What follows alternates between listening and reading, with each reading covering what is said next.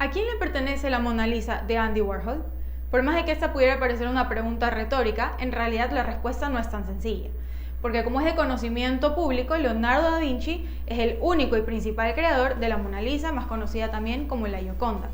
Pero muchos años después, Andy Warhol, que es uno de los principales representantes del pop art, se apropió de esta obra e hizo una nueva versión.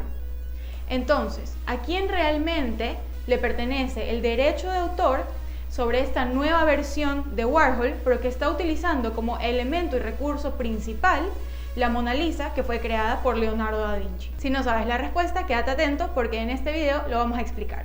Vamos a empezar definiendo que el derecho de autor le pertenece únicamente al creador de la obra. Y el derecho de explotación, en cambio, puede ser un permiso o una licencia que otorga el autor para que otra persona u otra entidad lo utilice para beneficios personales. Normalmente aquí entre las dos partes va a haber un contrato legal en el que se ha llegado a un acuerdo de cómo se lo va a utilizar, por cuántos años y todo este tipo de detalles. Dicho esto, vamos a ver cuáles son los tres posibles escenarios con los que nos podemos encontrar al querer utilizar una obra que es de otro autor, que ha sido inscrita en la propiedad intelectual, es decir, que legalmente tiene un dueño.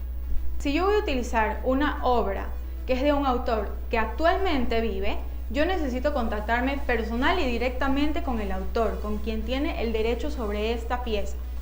Esta persona me va a conceder el permiso, o me va a vender una licencia, o me va a decir cuál es el trato que debemos de tener para poder utilizarla. A veces la obra no la va a tener el autor, puede ser que la tenga un museo o una galería, y yo voy a tener que entenderme con esta entidad para poder utilizarla. Ahora, si es que el autor de la obra ya está muerto, pero tiene menos de 50 años muerto, igualmente yo voy a tener que ver quién gestiona el patrimonio de esta obra, para yo poder contactarme con la entidad, con las personas, pueden ser familiares, herederos que aún la tengan, para poder utilizarla y ver cuál es el procedimiento que debo seguir. ¿Por qué 50 años? Porque siempre, dependiendo del país, yo voy a esperar una cantidad de años para que ésta pueda ser utilizada libremente, pero 50 años es el mínimo a nivel mundial. Entonces, si el autor tiene menos de 50 años muertos, seguramente yo voy a tener que ponerme en contacto, bien sea con los herederos o con la entidad que lo maneja, para saber cuál es el trato que yo necesito para poder utilizarlo.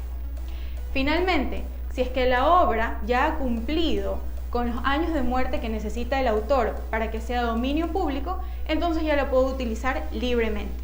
Por ejemplo, en México yo necesito que pasen 100 años desde la muerte del autor para que ésta ya pueda ser utilizada sin ningún tipo de permiso. En Ecuador necesito 80 años, en Argentina 70, y así va a variar dependiendo del país del que esté registrado la obra. Entonces, volviendo al caso de Andy Warhol, la Mona Lisa y Leonardo da Vinci, si es que hoy en día yo quisiera utilizar la Mona Lisa, la versión de la Mona Lisa que fue hecha por Andy Warhol, como no han pasado la cantidad de años establecidos desde su muerte, yo voy a necesitar un permiso, voy a necesitar contactarme con la entidad o con las personas que la gestionen para poder utilizarlo. Ahora, en su momento, Andy Warhol no requirió ningún tipo de permisos porque la obra de Leonardo da Vinci ya había sido hecha hace cientos de años, Leonardo da Vinci había muerto hace cientos de años y esta ya era de patrimonio cultural. Entonces, esta nueva versión es 100% del autor Andy Warhol.